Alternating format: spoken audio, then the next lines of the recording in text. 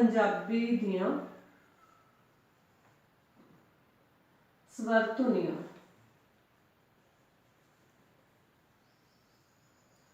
हर भाषा दे विच वॉवल्स ने जिहड़े स्वर धुनियां ने जिहड़ियां उन्हां दी गिणती ਵੱਖਰੀ ਵੱਖਰੀ ਮੰਨੀ ਜਾਂਦੀ ਆ। ਹਰ ਭਾਸ਼ਾ ਦੇ ਵਿੱਚ ਇਹ ਮੰਨਿਆ ਜਾਂਦਾ ਹੈ ਕਿਸੇ ਭਾਸ਼ਾ ਦੇ ਵਿੱਚ 14 ਸਵਰ ਧੁਨੀਆਂ ਮੰਨੀਆਂ ਜਾਂਦੀਆਂ ਨੇ। ਬ੍ਰਿਟਿਸ਼ ਸਟੈਂਡਰਡ ਹੈ ਜਿਹੜੀ ਉਹ 'ਚ 20 ਜਾਂ 22 ਵੀ ਮੰਨ ਲਈਆਂ ਜਾਂਦੀਆਂ ਨੇ। ਕਿਸੇ ਦੇ ਵਿੱਚ 16 ਸਵਰ ਧੁਨੀਆਂ ਮੰਨੀਆਂ ਜਾਂਦੀਆਂ ਨੇ। ਪੰਜਾਬੀ ਆ ਜਿਹੜੀ ਉਹਦੇ ਵਿੱਚ ਕਿੰਨੀਆਂ ਸਵਰ ਧੁਨੀਆਂ ਨੇ? ਆਮ ਤੌਰ ਤੇ ਜਦੋਂ ਅਸੀਂ ਵਿਦਿਆਰਥੀਆਂ ਨੂੰ ਪੁੱਛਦੇ ਹਾਂ, ਜਦੋਂ MA ਤੱਕ ਦੇ ਵਿਦਿਆਰਥੀਆਂ ਨਾਲ ਗੱਲ ਕੀਤੀ ਜਾਂਦੀ ਹੈ ਪੰਜਾਬੀ ਦੇ ਵਿੱਚ ਵੋਵਲਸ ਕਿੰਨੇ ਨੇ, ਤਾਂ ਸਭ ਤੋਂ ਜ਼ਿਆਦਾ ਵਿਦਿਆਰਥੀਆਂ ਨੂੰ ਇਹ ਪਤਾ ਹੁੰਦਾ ਵੀ ਅੰਗਰੇਜ਼ੀ ਦੇ ਵਿੱਚ ਕਿੰਨੇ ਵੋਵਲ ਨੇ। ਅੰਗਰੇਜ਼ੀ ਦੇ 5 ਵੋਵਲਾਂ ਦਾ ਫਟ ਜ਼ਿਕਰ ਕਰ ਦਿੰਦੇ ਨੇ, AEIOU। ਅੰਗਰੇਜ਼ੀ ਦੇ 5 ਵੋਵਲ ਨੇ ਜੀ। ਪਰ ਪੰਜਾਬੀ ਦੇ ਜਦੋਂ ਪੁੱਛਦੇ ਆ ਸਵਰ ਧੁਨੀਆਂ ਕਿੰਨੀਆਂ ਨੇ, ਤਾਂ ਆਮ ਤੌਰ ਤੇ ਬਹੁਤੇ ਵਿਦਿਆਰਥੀ ਪੰਜਾਬੀ ਦੇ ਵਿੱਚ 3 ਸਵਰ ਧੁਨੀਆਂ ਕਹਿਣਗੇ, ਜਦੋਂ ਕਿ ਇਹ ਗਲਤ ਹੈ। ਪੰਜਾਬੀ ਦੇ ਵਿੱਚ ਜਿਹੜੀਆਂ ਸਵਰ ਧੁਨੀਆਂ ਨੇ, ਪੰਜਾਬੀ ਦੇ ਵਿੱਚ ਸਵਰ ਧੁਨੀਆਂ ਨੇ 10 ਸਵਰ ਧੁਨੀਆਂ ਨੇ। ਜਿਹੜੇ 3 ਨੇ ਜਿਨ੍ਹਾਂ ਨੂੰ ਅਸੀਂ ਸਵਰ ਧੁਨੀਆਂ ਕਹਿੰਦੇ ਆ, ਸਵਰ ਧੁਨੀਆਂ ਜਿਹਨੂੰ ਆਮ ਤੌਰ ਤੇ ਵਿਦਿਆਰਥੀ ਕਹਿੰਦੇ ਨੇ ਊੜਾ, ਆੜਾ, ਈੜੀ, 3 ਨੇ ਜੀ ਜਿਹੜੇ ਇਹ ਸਵਰ ਧੁਨੀਆਂ ਨੇ। ਇਹ ਸਵਰ ਧੁਨੀਆਂ ਨਹੀਂ ਹੈਗੀਆਂ, ਇਹਨਾਂ ਨੂੰ ਅਸੀਂ ਕਹਿੰਦੇ ਆ ਸਵਰ ਵਾਹਕ, ਵੋਵਲ कैरियर। स्वर वाहक या वोवल कैरियर, ਇਹਦਾ ਕੀ ਮਤਲਬ ਹੈ? ਸਵਰ ਵਾਹਕ ਕਿਵੇਂ ਨੇ? ਕਿਉਂਕਿ ਧੁਨੀ ਦਾ ਸੰਬੰਧ ਬੋਲਣ ਨਾਲ, ਧੁਨੀ ਦਾ ਸੰਬੰਧ ਉਚਾਰਨ ਨਾਲ। ਪੰਜਾਬੀ ਦੇ ਵਿੱਚ 10 ਸਵਰ ਧੁਨੀਆਂ ਕਿਹੜੀਆਂ ਕਿਹੜੀਆਂ ਨੇ? ਪੰਜਾਬੀ ਦੇ ਵਿੱਚ 10 ਸਵਰ ਧੁਨੀਆਂ ਨੇ ਊ, ਓ, ਊ, ਆ, ਐ, ਔ, ਈ, ਏ। ਪੰਜਾਬੀ ਦੇ ਵਿੱਚ ਜਦੋਂ ਅਸੀਂ ਬੋਲਦੇ ਹਾਂ ਤਾਂ ਵੋਵਲਸ ਨੂੰ ਆ 10 ਤਰੀਕਿਆਂ ਦੇ ਨਾਲ ਬੋਲਿਆ ਜਾਂਦਾ ਹੈ। ਪੰਜਾਬੀ ਦੇ ਵਿੱਚ ਊ, ਓ, ਊ, ਆ, ਐ, ਔ, ਈ, ਏ। ਇਹ 10 ਰੂਪਾਂ ਦੇ ਵਿੱਚ ਸਵਰਾਂ ਨੂੰ ਬੋਲਿਆ ਜਾਂਦਾ ਹੈ। ਜਦੋਂ ਅਸੀਂ ਇਹਨਾਂ ਨੂੰ ਲਿਖਤੀ ਰੂਪ ਦੇ ਵਿੱਚ ਪ੍ਰਗਟਾਉਂਦੇ ਹਾਂ ਤਾਂ ਗੁਰਮੁਖੀ ਲਿਪੀ ਦੇ ਇਹ 3 ਚਿੰਨ੍ਹਾਂ ਦੀ ਵਰਤੋਂ, ਜਿਵੇਂ ਅਸੀਂ ਇੱਥੇ ਕੀਤੀ ਆ, ਕੀਤੀ ਜਾਂਦੀ ਆ। ਪੰਜਾਬੀ ਦੇ ਵਿੱਚ ਉਚਾਰਨ ਦੇ ਸਮੇਂ ਜਦੋਂ ਅਸੀਂ ਪੰਜਾਬੀ ਨੂੰ ਬੋਲਦੇ ਹਾਂ ਤਾਂ ਆਹੀ 10 ਧੁਨੀਆਂ ਬੋਲਦੇ ਹਾਂ। ਜਦੋਂ ਪਹਿਲੇ ਲੈਕਚਰ ਦੇ ਵਿੱਚ ਵੀ ਗੱਲ ਕੀਤੀ ਸੀ ਵੀ ਬੋਲਿਆ ਜਾਂਦਾ ਹੈ ਊੜਾ, ਊਠ, ਤਾਂ ਊੜਾ ਪੰਜਾਬੀ ਦੀ ਧੁਨੀ ਨਹੀਂ ਹੈਗੀ ਇਕੱਲੀ। ਪੰਜਾਬੀ ਦੀਆਂ 3 ਧੁਨੀਆਂ ਨੇ ਊ, ਊੜੇ ਦੀਆਂ, ਊ, ਊ, ਓ। ਇਹਦਾ ਭਾਵ ਆ 3 ਧੁਨੀਆਂ ਦਾ ਭਾਵ ਹੈ ਕਿ ਉਹ ਸਾਊਂਡ ਆ ਜਿਹੜੀ ਉਹ 3 ਰੂਪਾਂ ਦੇ ਵਿੱਚ ਪੰਜਾਬੀ ਦੇ ਵਿੱਚ ਉਚਾਰੀ ਜਾਂਦੀ ਆ। ਊ, ਊ, ਓ, 3 ਰੂਪਾਂ ਦੇ। ਇਹ ਤੋਂ ਬਿਨਾਂ ਕਿਸੇ ਵੀ ਹੋਰ ਰੂਪ ਦੇ ਵਿੱਚ ਊ ਸਾਊਂਡ ਨਹੀਂ ਉਚਾਰੀ ਜਾਂਦੀ। ਇਸ ਕਰਕੇ ਜਿਹੜੀ ਇੱਥੇ ਉਚਾਰੀ ਗਈ ਆ ਊਠ, ਊਠ, ਊਠ ਹੈ। ਜਦੋਂ ਕਿ ਜਿਹੜੀ ਅ ਸਾਊਂਡਸ ਉਚਾਰੀਆਂ ਜਾਂਦੀਆਂ ਨੇ ਆ, ਐ, ਔ, ਇਹ 4 ਰੂਪਾਂ ਦੇ ਵਿੱਚ ਉਚਾਰੀਆਂ ਜਾਂਦੀਆਂ ਨੇ। ਆ, ਐ, ਔ।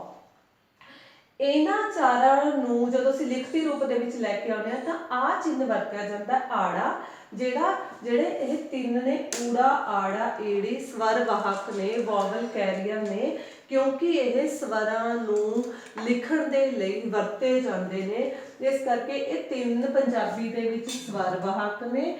ਆ 10 ਨੇ ਜਿਹੜੀਆਂ ਇਹ ਵੋਵਲਸ ਸਾਊਂਡਸ ਨੇ। 10 ਪੰਜਾਬੀ ਦੇ ਵਿੱਚ ਸਵਰ ਧੁਨੀਆਂ ਨੇ, ਜਿਨ੍ਹਾਂ ਧੁਨੀਆਂ ਦੇ ਨਾਲ ਪੰਜਾਬੀ ਦੇ ਵਿੱਚ ਪੰਜਾਬੀ ਭਾਸ਼ਾ ਦੇ ਉਚਾਰਨ ਨੂੰ ਪ੍ਰਗਟਾਇਆ ਜਾਂਦਾ ਹੈ। ਕਿਉਂਕਿ ਸਵਰ ਧੁਨੀਆਂ ਕਿਸੇ ਵੀ ਭਾਸ਼ਾ ਦੇ ਵਿੱਚ ਬਹੁਤ ਮਹੱਤਵ ਰੱਖਦੀਆਂ ਨੇ। ਵਿਅੰਜਨ ਧੁਨੀਆਂ ਵੀ ਅਸੀਂ ਤਾਂ ਹੀ ਬੋਲ ਸਕਦੇ ਹਾਂ ਜੇ ਉਹਨਾਂ ਨਾਲ ਸਵਰ ਜੁੜੇ ਹੋਣ। ਜੇ ਵਿਅੰਜਨ ਧੁਨੀਆਂ ਨਾਲ ਸਵਰ ਨਾ ਜੁੜੇ ਹੋਣ ਤਾਂ ਵਿਅੰਜਨ ਧੁਨੀਆਂ ਨੂੰ ਉਸ ਰੂਪ ਦੇ ਵਿੱਚ ਉਚਾਰਨਾ ਅਸੰਭਵ ਹੈ, ਕਿਉਂਕਿ ਸਾਡੇ ਉਹ ਬਾਹਰੀ ਨਿਗਲੇ ਦੇ ਵਿੱਚੋਂ ਆਉਣਗੇ ਜੇ ਉਹਨਾਂ ਨਾਲ ਸਵਰ ਨੇ ਜਿਹੜੇ ਵੋਵਲ ਨੇ ਜਿਹੜੇ ਉਹ ਨਹੀਂ ਜੁੜੇ ਹੋਣਗੇ। ਹੁਣ ਇਹ ਵਿਦਿਆਰਥੀ ਇਸ ਪੱਖ ਤੋਂ ਬਹੁਤ ਵੱਡੀ ਗਲਤੀ ਕਰਦੇ ਨੇ, ਜੇ ਈ ਜਾਂ ਈ ਏ ਤਾਂ ਇਹ ਤਿੰਨੇ ਧੁਨੀਆਂ, ਇਹ ਮਤਲਬ ਈੜੀ ਨੂੰ ਬਿਹਾਰੀ ਜੇ ਆਈ ਹੈ, ਸਾਡੇ ਵਿਦਿਆਰਥੀ ਆਮ ਤੌਰ ਤੇ ਆੜ ਹੈ ਜਿਹੜਾ ਐ ਪਾ ਦੇਣਗੇ ਐਨਕ। ਇਹ ਜੇ ਗਲਤੀਆਂ ਬਹੁਤ ਕਰਦੇ ਨੇ, ਆੜੇ ਨੂੰ ਲਾਵਾ ਲਾ ਦੇਣਗੇ, ਜਦੋਂ ਕਿ ਆੜੇ ਨੂੰ ਐ ਸਾਊਂਡ ਆ ਜਿਹੜੀ ਉਹ ਹੈ ਹੀ ਨਹੀਂ, ਸਾਊਂਡ ਹੈਗੀ ਆ ਐ ਇਹ ਸਾਊਂਡ ਆ। ਇੱਥੇ ਲਾਵਾਂ ਜਿਹੜਾ ਉਹ ਲੱਗਿਆ ਵਾ, ਜਦੋਂ ਅਸੀਂ ਆਪਾਂ ਗੁਰਮੁਖੀ ਲਿਪੀ ਵਾਲੇ ਕੁਝ ਕਰਾਂਗੇ, ਜ਼ਿਆਦਾ ਡਿਟੇਲ 'ਚ ਇਹਨਾਂ ਦਾ ਜ਼ਿਕਰ ਕਰਾਂਗੇ। ਇਹ ਸਾਊਂਡਸ 10 ਨੇ ਪੰਜਾਬੀ ਦੇ ਵਿੱਚ, ਜਿਨ੍ਹਾਂ ਨੂੰ 3 ਸਵਰ ਵਾਹਕਾਂ ਦੇ ਨਾਲ ਪ੍ਰਗਟਾਇਆ ਜਾਂਦਾ ਹੈ। ਇਸ ਕਰਕੇ ਇਹ ਪੰਜਾਬੀ ਦੀ ਆਪਣੀ ਵਿਸ਼ੇਸ਼ ਵੱਖਰਤਾ ਰੱਖਦੀਆਂ ਨੇ। ਅਸੀਂ ਗੱਲ ਕਰ ਰਹੇ ਸੀ ਵੀ ਜੇ ਸਵਰ ਧੁਨੀਆਂ ਜਦੋਂ ਬੋਲੀਆਂ ਜਾਂਦੀਆਂ ਨੇ, ਸਵਰ ਧੁਨੀਆਂ ਦੇ ਬੋਲਣ ਦੇ ਸਮੇਂ ਹਵਾ ਜਿਹੜੀ ਸਾਹ ਦੀ ਹਵਾ ਬੇਰੋਕ ਬਾਹਰ ਨਿਕਲ ਜਾਂਦੀ ਆ, ਕਿਸੇ ਵੀ ਸਥਾਨ ਤੇ ਨਹੀਂ ਰੁਕਦੀ, ਤਾਂ ਸਵਰ ਧੁਨੀਆਂ ਦੀ ਆਪਸੀ ਉਹਨਾਂ ਦੇ ਵਿੱਚ ਵੱਖਰਤਾ ਨੂੰ ਕਿਵੇਂ ਦੇਖ ਸਕਦੇ ਆ? ਤਾਂ ਉਹਨਾਂ ਦੀ ਅਲੱਗ-ਅਲੱਗ ਦੀ ਕੀ ਹੋਂਦ ਹੈ। ਭਾਵੇਂ ਸਵਰ ਧੁਨੀਆਂ ਦੇ ਉਚਾਰਨ ਦੇ ਸਮੇਂ ਜਿਹੜੀ ਹਵਾ ਹੈ ਉਹ ਬੇਰੋਕ ਬਾਹਰ ਨਿਕਲ ਜਾਂਦੀ ਆ, ਪਰ ਫਿਰ ਵੀ ਸਵਰ ਧੁਨੀਆਂ ਦੀ ਆਪਸ ਦੇ ਵਿੱਚ ਵੱਖਰਤਾ ਹੈ।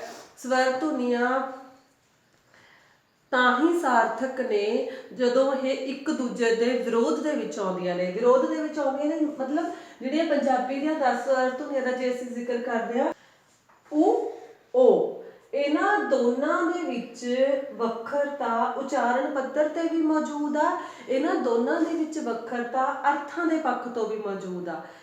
ਜੇ ਪੰਜਾਬੀ ਦੇ ਵਿੱਚ ਜਾਂ ਕਿਸੇ ਵੀ ਹੋਰ ਭਾਸ਼ਾ ਦੇ ਵਿੱਚ ਸਵਰਾਂ ਨੂੰ ਇੱਕ ਦੂਜੇ ਦੀ ਥਾਂ ਤੇ ਵਰਤ ਲਈਏ ਤਾਂ ਉਹ ਅਰਥਾਂ ਦੇ ਪੱਖ ਤੋਂ ਵੱਖਰਤਾ ਲਿਆਉਣ ਦਾ ਕਾਰਨ ਕਰਦੇ ਨੇ। ਜਿਵੇਂ ਮੁੜ, ੜ ਮੁੜ, ਮੋੜ, ਓੜ। ਇਹ ਤਾਂ ਤੁਹਾਨੂੰ ਸਾਰਿਆਂ ਨੂੰ ਪਤਾ ਹੀ ਹੋਣਾ, ਜਾਂ ਆਪਾਂ ਆਉਣੇ ਵਾਲੇ ਜਿਹੜਾ ਊ ਆ ਇਹਦੀ ਥਾਂ ਤੇ ਇਕੱਲਾ ਔਂਕੜ ਵੀ ਵਰਤਿਆ ਜਾਂਦਾ, ਤੇ ਜਿਹੜਾ ਓ ਆ ਇਹਦਾ ਰੂਪ ਹੋੜੇ ਵਾਲਾ।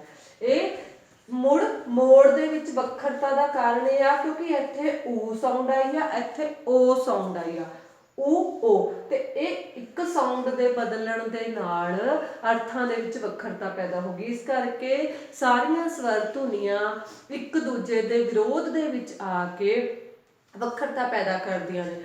ਦੂਜੀ ਜਿਹੜੀ ਵੱਖਰਤਾ ਇਹਨਾਂ ਦੇ ਵਿੱਚ ਪਾਈ ਜਾਂਦੀ ਹੈ ਉਹ ਸਵਰ ਧੁਨੀਆਂ ਦੇ ਉਚਾਰਨ ਦੇ ਪੱਖ ਤੋਂ ਪਾਈ ਜਾਂਦੀ ਹੈ। ਜਿਵੇਂ ਸਵਰ ਧੁਨੀਆਂ ਨੂੰ, ਜਿਹੜੀਆਂ ਸਵਰ ਧੁਨੀਆਂ ਭਾਵੇਂ ਸਾਹ ਦੀ ਹਵਾ ਦੇ ਬੇਰੋਕ ਬਾਹਰ ਨਿਕਲਦੀਆਂ ਨੇ, ਪਰ ਇਹਨਾਂ ਦੇ ਵਿੱਚ ਵੱਖਰਤਾ ਜਿਹੜੀ ਉਹ ਪਾਈ ਜਾਂਦੀ ਹੈ। ਜਿਵੇਂ ਐ, ਜਦੋਂ ਅਸੀਂ ਬੋਲਦੇ ਐ ਤਾਂ ਪੂਰਾ ਮੂੰਹ ਆ ਜਿਹੜਾ ਖੁੱਲ ਜਾਂਦਾ, ਜਦੋਂ ਅਸੀਂ ਬੋਲਦੇ ਈ ਤਾਂ ਮੂੰਹ ਆ ਜਿਹੜਾ ਉਹ ਬੰਦ ਹੋ ਅੱਧਾ ਥੋੜਾ ਜਿਹਾ ਖੁੱਲਦਾ ਤੇ ਐ ਫੈਲ ਜਾਂਦਾ। ਈ ਐ, ਇਹਨਾਂ ਦੇ ਵਿੱਚ ਵੱਖਰਤਾ ਅਸੀਂ ਇਹਨਾਂ ਦੀ ਦੇਖ ਸਕਦੇ ਹਾਂ। ਈ ਐ, ਇਸੇ ਤਰੀਕੇ ਨਾਲ ਜਦੋਂ ਅਸੀਂ ਬੋਲਦੇ ਈ ਤਾਂ ਥੋੜਾ ਜਿਹਾ ਮੂੰਹ ਖੁੱਲ ਰਿਹਾ, ਪਰ ਜਦੋਂ ਅਸੀਂ ਬੋਲ ਰਹੇ ਹਾਂ ਊ ਤਾਂ ਸਾਡਾ ਮੂੰਹ ਆ ਜਿਹੜਾ ਵੱਖਰੇ ਤਰੀਕੇ ਨਾਲ ਊ ਸਾਊਂਡ ਕਰ ਰਿਹਾ, ਊ।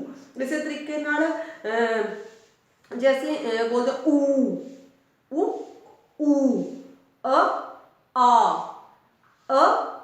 ਨਾਲ ਸਾਊਂਡ ਆ ਜਿਹੜੀ ਉਹਦੇ ਨਾਲ ਥੋੜਾ ਜਿਹਾ ਮੂੰਹ ਖੁੱਲਿਆ,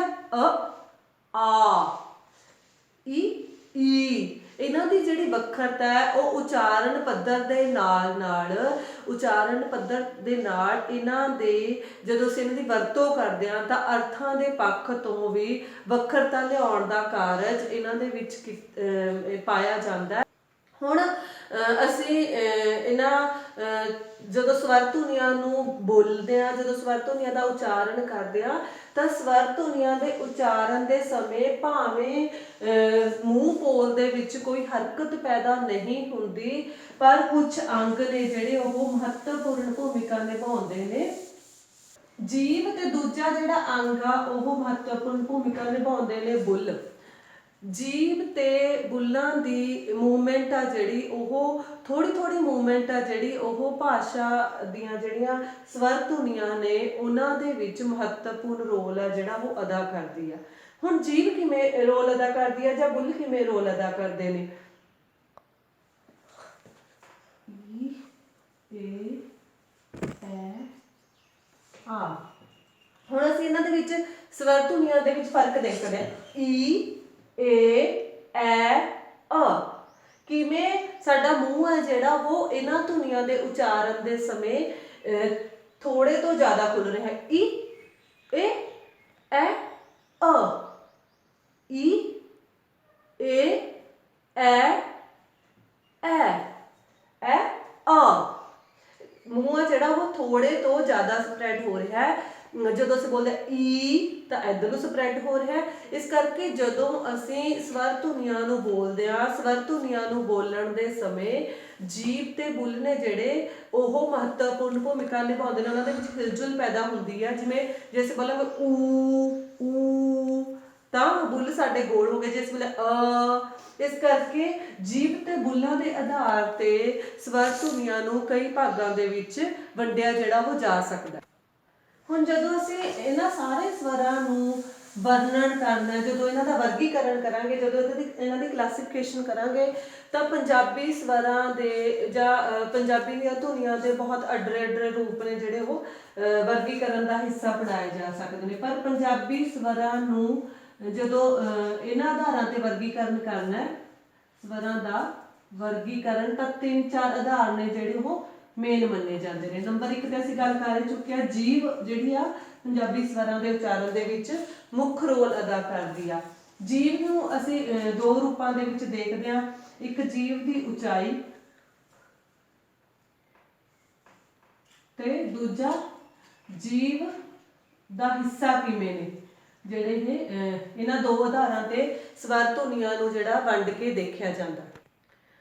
ਜਦੋਂ ਅਸੀਂ ਜੀਭ ਦੀ ਉਚਾਈ ਦੇ ਆਧਾਰ ਤੇ ਦੇਖਦੇ ਹਾਂ, ਸਵਰ ਧੁਨੀਆਂ ਦੇ ਉਚਾਰਨ ਦੇ ਸਮੇਂ ਜੀਭ ਕਿੰਨਾ ਉੱਪਰ ਉੱਠਦੀ ਆ, ਕਿੰਨਾ ਹੇਠਾਂ ਰਹਿੰਦੀ ਆ, ਕਿੰਨੀ ਵਿਚਕਾਰ ਰਹਿੰਦੀ ਹੈ। ਇੱਕ ਉੱਪਰ ਉੱਠਦੀ ਆ, ਇੱਕ ਹੇਠਾਂ ਰਹਿੰਦੀ ਆ, ਇੱਕ ਉੱਪਰ ਤੇ ਹੇਠਾਂ ਦੇ ਵਿਚਕਾਰ ਰਹਿੰਦੀ ਆ।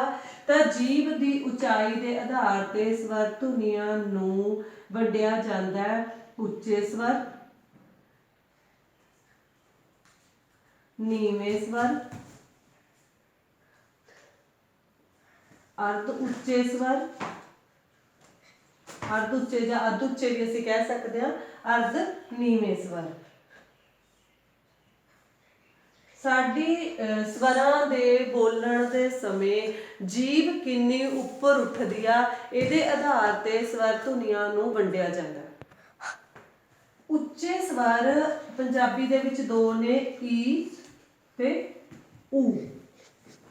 ਉੱਚੇ ਸਵਰ ਨੇ ਜਿਹੜੇ ਜਿਨ੍ਹਾਂ ਦੇ ਬੋਲਣ ਦੇ ਸਮੇਂ ਜੀਭ ਦੀ ਉਚਾਈ ਆ ਜਿਹੜੀ ਉਹ ਉੱਪਰਲੇ ਤਾਲੂ ਦੇ ਨੇੜੇ ਹੁੰਦੀ ਹੈ। ਜਦੋਂ ਅਸੀਂ ਬੋਲੇ ਈ, ਤੁਸੀਂ ਖੁਦ ਦੇਖੋ ਈ, ਜੀਭ ਆ ਜਿਹੜੀ ਉਹ ਉੱਪਰਲੇ ਤਾਲੂ ਦੇ ਨੇੜੇ ਚਲੀ ਜਾਂਦੀ ਹੈ। ਜਦੋਂ ਅਸੀਂ ਬੋਲੇ ਊ, ਉਹਦੇ ਉਚਾਰਨ ਸਮੇਂ ਵੀ ਜੀਭ ਆ ਜਿਹੜੀ ਉਹ ਉੱਪਰ ਤਾਲੂ ਦੇ ਨੇੜੇ ਚਲ ਜਾਂਦੀ ਆ। ਈ ਤੇ ਊ ਉੱਚੇ ਸਵਰਾਂ 'ਚ ਆਉਂਦੇ ਨੇ ਜਿਨ੍ਹਾਂ ਦੇ ਉਚਾਰਨ ਦੇ ਸਮੇਂ ਜਿਹੜੀ ਸਾਡੀ ਜੀਭ ਆ ਉਹ ਤਾਲੂਏ ਦੇ ਨੇੜੇ ਚਲੀ ਜਾਂਦੀ ਹੈ। ਇਸ ਕਰਕੇ ਇਹਨਾਂ ਨੂੰ ਉੱਚੇ ਸਵਰ ਕਿਹਾ ਜਾਂਦਾ ਹੈ। ਪੰਜਾਬੀ ਦੇ ਵਿੱਚ 3 ਨੀਵੇਂ ਸਵਰ ਨੇ, ਆ, ਐ, ਔ। ਆ, ਐ, ਔ 3 ਨੇ ਜਿਹੜੇ ਪੰਜਾਬੀ ਦੇ ਵਿੱਚ ਉਹ ਨੀਵੇਂ ਸਵਰ ਨੇ। ਆ,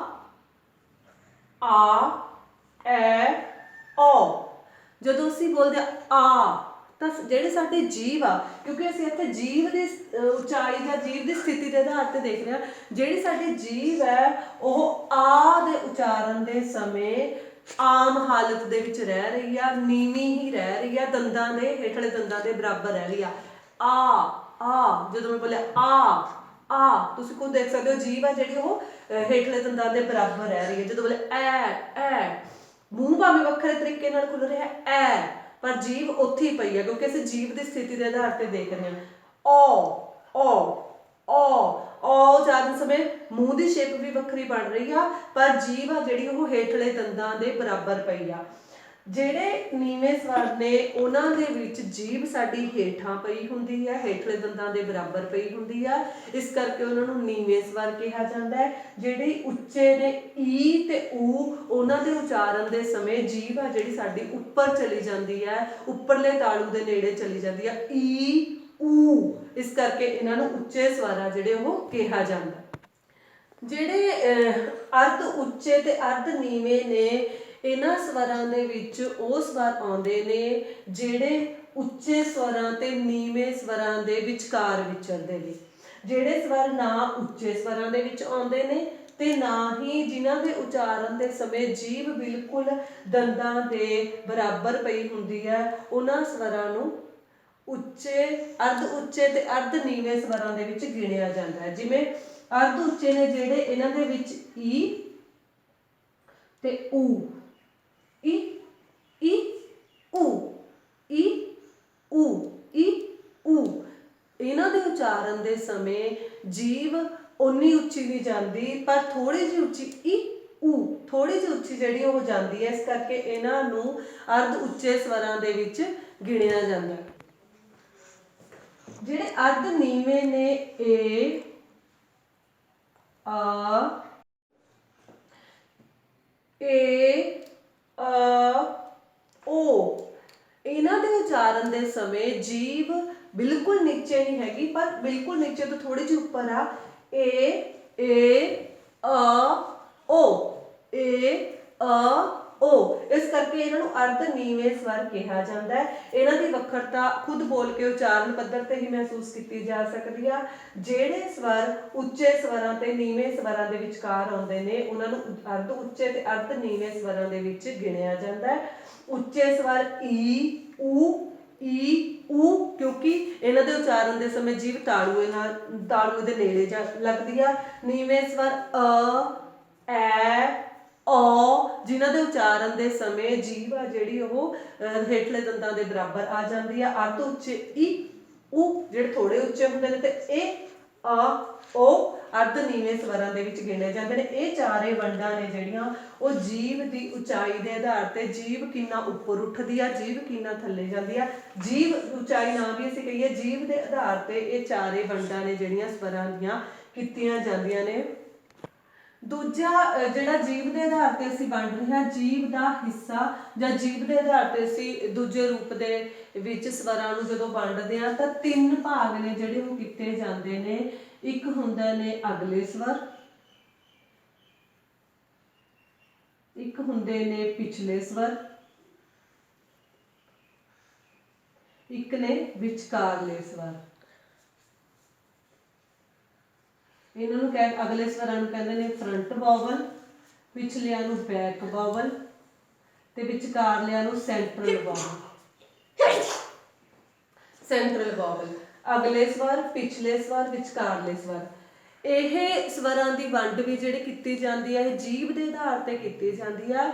ਜਦੋਂ ਅਸੀਂ ਇਹਨਾਂ ਸਵਰਾਂ ਨੂੰ ਬੋਲਦੇ ਹਾਂ ਤਾਂ ਜੀਭ ਦਾ ਕਿਹੜਾ ਹਿੱਸਾ ਕੰਮ ਕਰਦਾ, ਜੀਭ ਦਾ ਕੀ ਜੀਭ ਦਾ ਮੂਹਰਲਾ ਹਿੱਸਾ ਕੰਮ ਕਰਦਾ, ਕੀ ਜੀਭ ਦਾ ਪਿਛਲਾ ਹਿੱਸਾ ਕੰਮ ਕਰਦਾ, ਜਾਂ ਕੀ ਜੀਭ ਆ ਜਿਹੜੀ ਉਹ ਵਿਚਕਾਰੋਂ ਉਹਦਾ ਤੋਂ ਕੰਮ ਲਿਆ ਜਾਂਦਾ ਹੈ। ਜਿਹੜੇ ਇਹਦੇ ਨਾਲ ਸਵਰ ਉਚਾਰੇ ਜਾਂਦੇ ਨੇ ਉਹਨਾਂ ਨੂੰ ਅਗਲੇ ਸਵਰ, ਪਿਛਲੇ ਸਵਰ ਤੇ ਵਿਚਕਾਰਲੇ ਸਵਰਾਂ ਦੇ ਵਿੱਚ ਵੰਡ ਕੇ ਦੇਖਿਆ ਜਾਂਦਾ। ਹੁਣ ਜਿਹੜੇ ਅਗਲੇ ਸਵਰ ਨੇ ਜਾਂ ਪਿਛਲੇ ਸਵਰ ਨੇ ਜਾਂ ਵਿਚਕਾਰਲੇ ਸਵਰ ਨੇ, ਜਿਹੜੇ ਅਗਲੇ ਸਵਰ ਨੇ ਈ, ਏ, ਐ, ਈ, ਏ, ਐ, ਜਿਹੜੇ ਸਵਰਾਂ ਦੇ ਵਿੱਚ ਸਾਡੀ ਜੀਭ ਦਾ ਅਗਲਾ ਹਿੱਸਾ ਕੰਮ ਕਰਦਾ ਉਹਨਾਂ ਨੂੰ ਅਗਲੇ ਸਵਰ ਕਿਹਾ ਗਿਆ। ਜਦੋਂ ਅਸੀਂ ਬੋਲਦੇ ਹਾਂ ਈ, ਏ, ਐ, ਈ, ਏ, ਐ, ਤਾਂ ਜਿਹੜੀ ਹਵਾ ਆਉਂਦੀ ਆ ਉਹ ਬਾਹਰ ਤਾਂ ਨਿਕਲ ਰਹੀ ਆ, ਪਰ ਜੀਭ ਦਾ ਮੂਹਰਲਾ ਭਾਗ ਇਹਦੇ ਵਿੱਚ ਕੰਮ ਕਰ ਰਿਹਾ ਹੈ। ਈ, ਏ, ਐ, ਜੀਭ ਦਾ ਫਰੰਟ ਪੋਰਸ਼ਨ ਆ ਜਿਹੜਾ ਉਹ ਕੰਮ ਕਰ ਰਿਹਾ, ਉੱਥੋਂ ਹਵਾ ਬਾਹਰ ਨਿਕਲ ਰਹੀ ਆ, ਇਸ ਕਰਕੇ ਇਹਨਾਂ ਨੂੰ ਅਗਲੇ ਸਵਰ ਕਿਹਾ ਜਾਂਦਾ ਹੈ। ਈ, ਏ, ਐ ਇਹਨਾਂ ਨੂੰ ਅਗਲੇ ਸਵਰ ਕਿਹਾ ਜਾਂਦਾ ਹੈ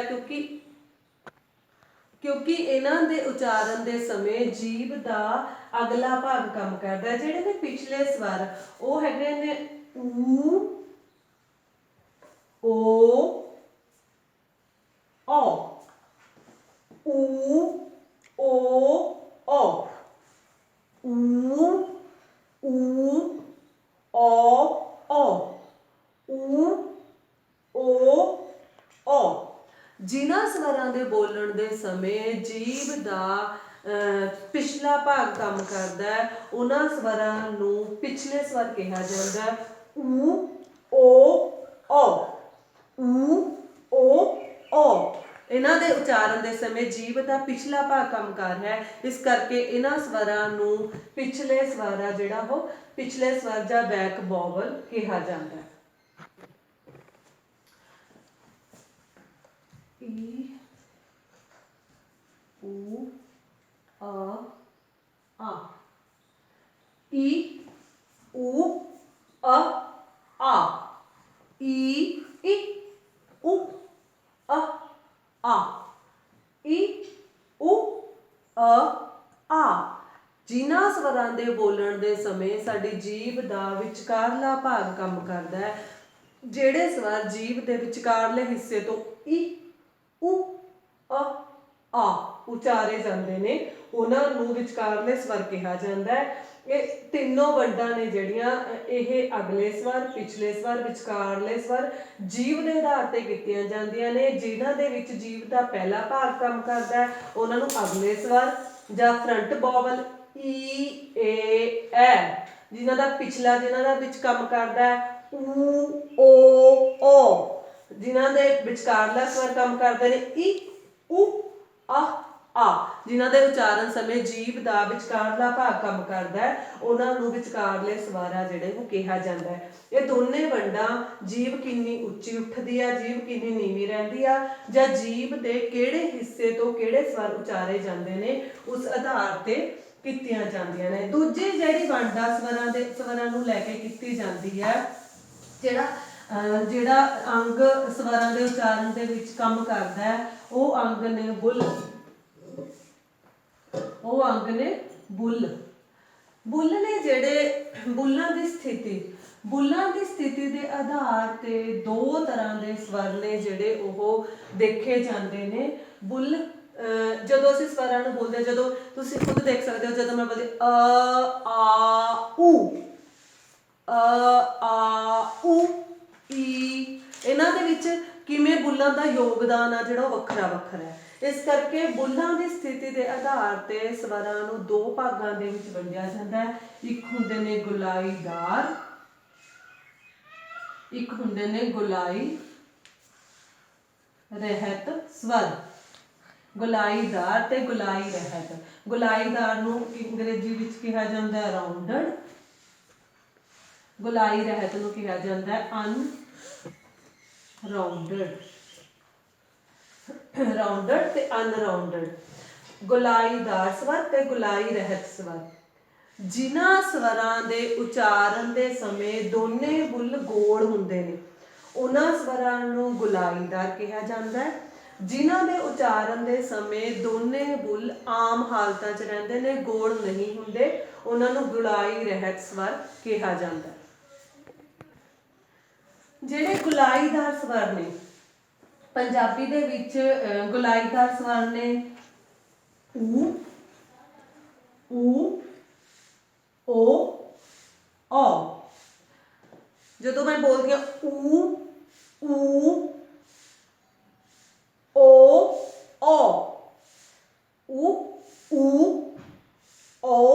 ਔ, ਔ, ਤਾਂ ਇਹਨਾਂ ਚਾਰਾਂ ਦੇ ਉਚਾਰਨ ਦੇ ਸਮੇਂ ਬੁੱਲ ਨੇ ਜਿਹੜੇ ਉਹ ਗੋਲ ਹੁੰਦੇ ਨੇ, ਰਾਉਂਡ ਸ਼ੇਪ ਦੇ ਵਿੱਚ ਹੁੰਦੇ ਨੇ, ਇਸੇ ਕਰਕੇ ਇਹਨਾਂ ਨੂੰ ਗੁਲਾਈਦਾਰ ਸਵਰ ਕਿਹਾ ਜਾਂਦਾ ਹੈ।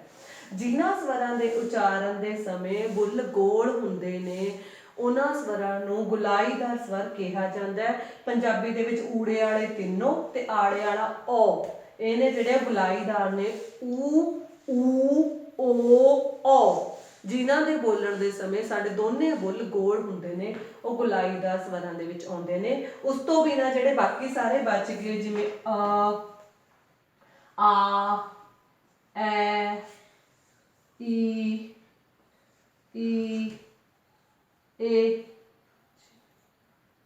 ਇਹ ਸਾਰੇ ਨੇ ਜਿਹੜੇ ਇਹ ਗੁਲਾਈ ਰਹਿਤ ਨੇ, ਕਿਉਂਕਿ ਇਹਨਾਂ ਦੇ ਜਦੋਂ ਮੈਂ ਬੋਲਦੀ ਆ,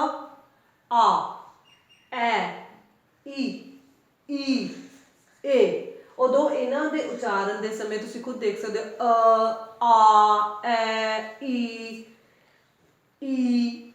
ਇਹਨਾਂ ਦੇ ਉਚਾਰਨ ਦੇ ਸਮੇਂ ਸਾਡੇ ਦੋਨੇ ਬੁੱਲ ਨੇ ਜਿਹੜੇ ਉਹ ਆਮ ਸਥਿਤੀ ਦੇ ਵਿੱਚ ਰਹਿੰਦੇ ਨੇ। ਇਸ ਕਰਕੇ ਇਹਨਾਂ ਨੂੰ ਗੁਲਾਈ ਰਹਿਤ ਸਵਰਾਂ ਦੇ ਵਿੱਚ ਗਿਣਿਆ ਜਾਂਦਾ ਹੈ। ਤੇ ਗੁਲਾਈਦਾਰ ਸਵਰ ਨੇ ਜਿਹੜੇ ਉਹਨਾਂ ਦੇ ਵਿੱਚ ਦੋਨੇ ਬੁੱਲ ਗੋਲ ਹੁੰਦੇ ਨੇ।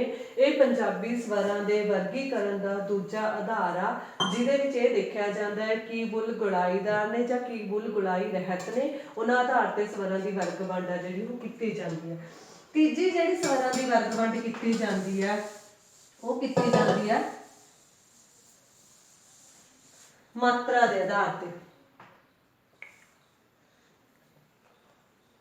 ਮਾਤਰਾ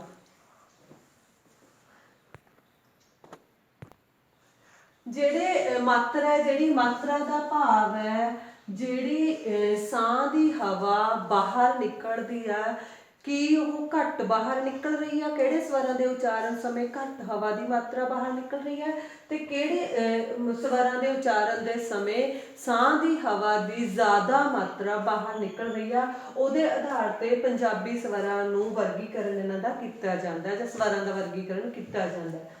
ਮਾਤਰਾ ਦੇ ਆਧਾਰ ਤੇ ਦੋ ਤਰ੍ਹਾਂ ਦੇ ਸਵਰ ਪੰਜਾਬੀ ਦੇ ਵਿੱਚ ਪਾਏ ਜਾਂਦੇ ਨੇ, ਲਘੂ ਸਵਰ ਤੇ ਦੀਰਘ ਸਵਰ। ਅੰਗਰੇਜ਼ੀ ਚ ਇਹਨਾਂ ਨੂੰ ਕਹਿੰਦੇ ਨੇ ਲਘੂ ਸਵਰ ਨੂੰ ਸ਼ਾਰਟ ਵਾਵਲ, ਦੀਰਘ ਸਵਰ ਨੂੰ ਲੌਂਗ ਵਾਵਲ। ਜਿਹੜੇ ਸਵਰਾਂ ਦੇ ਉਚਾਰਨ ਦੇ ਸਮੇਂ ਘੱਟ ਸਮਾਂ ਲੱਗਦਾ ਤੇ ਘੱਟ ਸਮੇਂ ਦੇ ਵਿੱਚ ਉਹ ਸਵਰ ਸ਼ਾਰਟ ਟਾਈਮ ਦੇ ਵਿੱਚ ਉਚਾਰੇ ਜਾਂਦੇ ਨੇ, ਉਹਨਾਂ ਨੂੰ ਕਹਿੰਦੇ ਨੇ ਲਘੂ ਸਵਰ।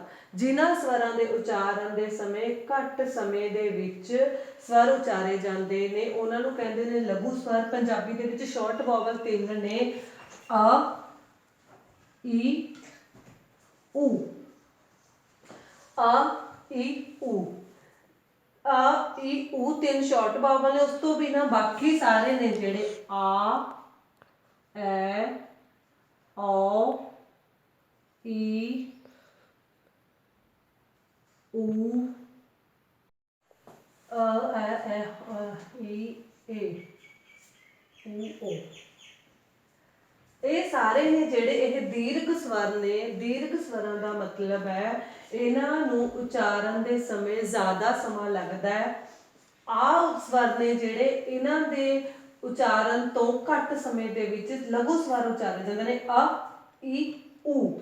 ਜਦੋਂ ਕਿ ਦੀਰਘ ਸਵਰ ਆ, ਐ, ਔ, ਈ, ਊ, ਓ ਇਹ ਸਾਰੇ ਨੇ ਜਿਹੜੇ ਇਹ ਜ਼ਿਆਦਾ ਸਮੇਂ ਦੇ ਵਿੱਚ ਉਚਾਰੇ ਜਾਂਦੇ ਨੇ। ਇਸ ਕਰਕੇ ਪੰਜਾਬੀ ਦੇ ਸਵਰਾਂ ਦੇ ਵਰਗੀਕਰਨ ਦੇ ਲਈ ਤਿੰਨ ਆਧਾਰ ਅਸੀਂ ਲੈਂਦੇ ਹਾਂ, ਜੀਵ ਦੇ ਆਧਾਰ ਤੇ, ਬੁੱਲਾਂ ਦੇ ਆਧਾਰ ਤੇ ਮਾਤਰਾ ਦੇ ਆਧਾਰ ਤੇ। ਮਾਤਰਾ ਮਤਲਬ ਸਾਹ ਦੀ ਹਵਾ ਦੀ ਕਿੰਨੀ ਮਾਤਰਾ ਬਾਹਰ ਨਿਕਲਦੀ ਆ, ਜਿਹਦੇ ਆਧਾਰ ਤੇ ਸਵਰਾਂ ਨੂੰ ਲਘੂ ਤੇ ਦੀਰਘ ਦੋ ਭਾਗਾਂ ਦੇ ਵਿੱਚ ਵੰਡਿਆ ਜਾਂਦਾ ਹੈ, ਜਿਹਦੇ ਆਧਾਰ ਤੇ ਸ਼ਾਰਟ ਵਾਵਲ ਨੇ ਤੇ ਲੌਂਗ ਵਾਵਲ ਨੇ ਜਿਹੜੇ ਪੰਜਾਬੀ ਦੇ ਵਿੱਚ ਪਾਏ ਜਾਂਦੇ ਨੇ।